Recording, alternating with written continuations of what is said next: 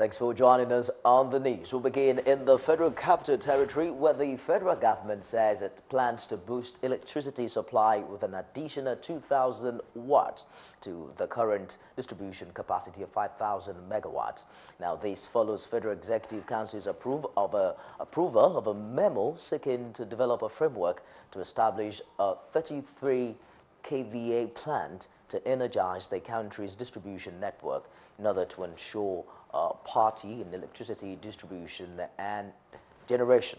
Minister of Power Works and Housing, Babatunde Fashola, told reporters after Wednesday's Federal Executive Council meeting that the framework will enable government distribute the remaining 2,000 megawatts to the final consumers. The memorandum from the Ministry of Power Works and Housing, which Council approved today, was to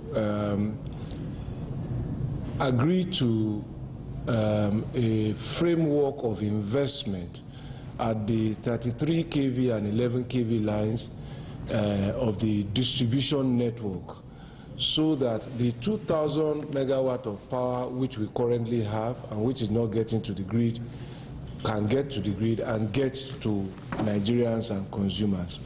The reason why it's not getting to the grid is that those networks are not sufficient to support more than 5,000 at the moment. So investment needs to come there.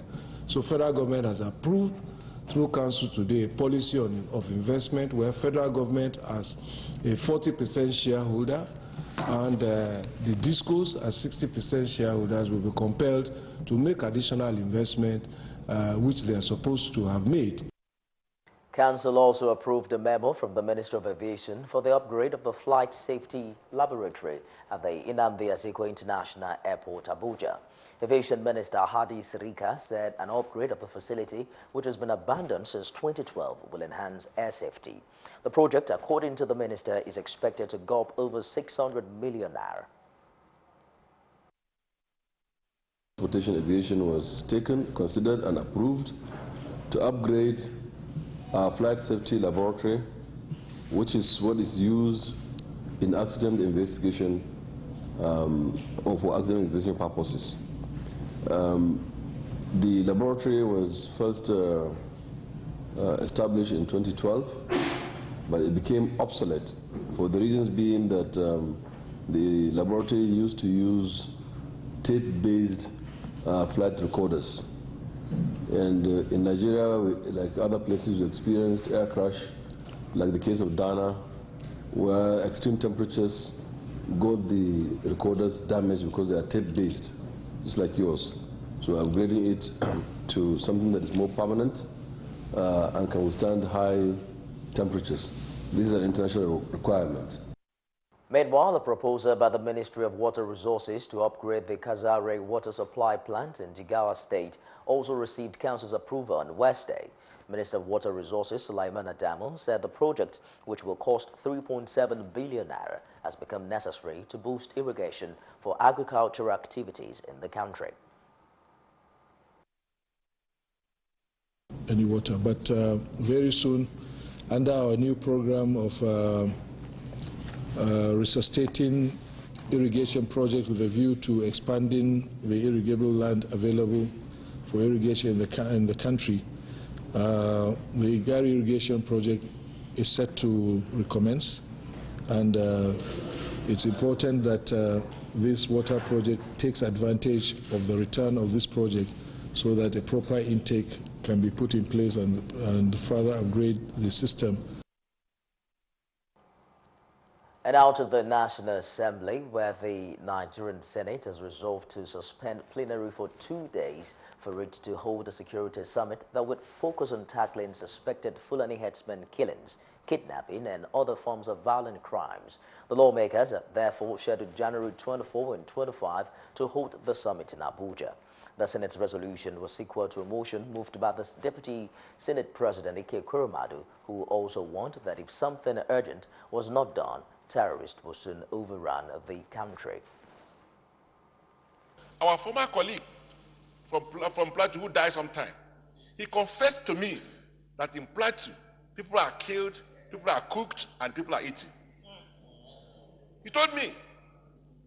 So So that means that we are beginning to eat ourselves. So we need to rise to this occasion, Mr. President.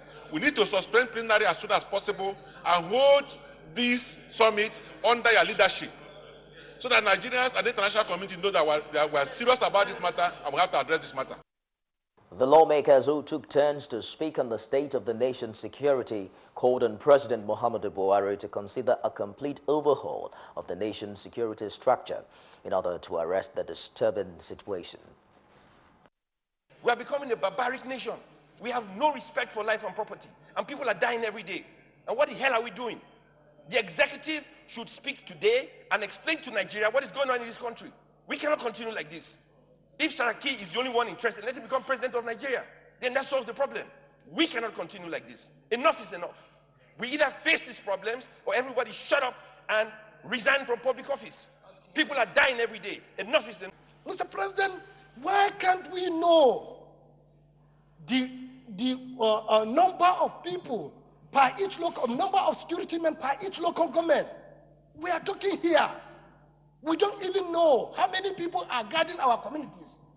And why should one marketer, because somebody is dealing with oil, have like 30 policemen in this Abuja? One single person, 30 policemen. And by United Nations standard, one policeman is supposed to be for 400 people. Some lawmakers also claimed that foreign militias have taken over the security architecture in many parts of the country, especially in states in the north that share borders with other nations. We're doing it unconsciously. We don't know. We say these people are not herdsmen. You are refusing to believe. What are you talking about? And you stand up and be talking about a cattle route, cattle colony, things like that. You don't know that we're in 21st century Nigeria? What is the population of Nigeria today compared to Nigeria's population in the 60s? Nigeria today is over 160 million. You are still talking about, you are saying you are valuing the lives of cows to the lives of human beings. Where in the world has this ever happened? Why can't we deviate a strategy where we can accommodate this thing and put it to a rest? Why must we insist that this thing must be moving around, and every day when they kill people, they will say herdsmen and farmers, so that the herdsmen will now have support, because there are members of the allied group who think these are our people. I want to say it again and again that the governor of the state knows the perpetrators of this crime. The deputy governor knows these people. The commissioner of police knows these people. They move around freely, and with their arms. I said it yesterday. I was at home during the fuel crisis, and I witnessed it. I saw it. In my own town, they move around, and today, they are the ones that judge between people. If there is any dispute between anybody, more than 60% of where I represent, they are the people that judge between the people. The people doesn't no longer go to the local authority. On a spot, the Senate President Bukola Saraki said the Senate would work towards finding a lasting solution to the problem. I'm sure if everybody has the opportunity, we can express different emotions on this. Let us look what is the way forward. What role can we play in addressing this issue? So I think in doing that, we've already got a motion and we have some prayers before it. We take those prayers, and then other prayers can come into where solutions and that people have, we can contribute to those. The Senate also urged the federal government to deploy more security forces in the areas affected by herdsmen crisis, adding that the Army, Police, DSS and Civil Defense should mount a comprehensive surveillance on the Taraba-Damawa border to check the continued killings and kidnappings in the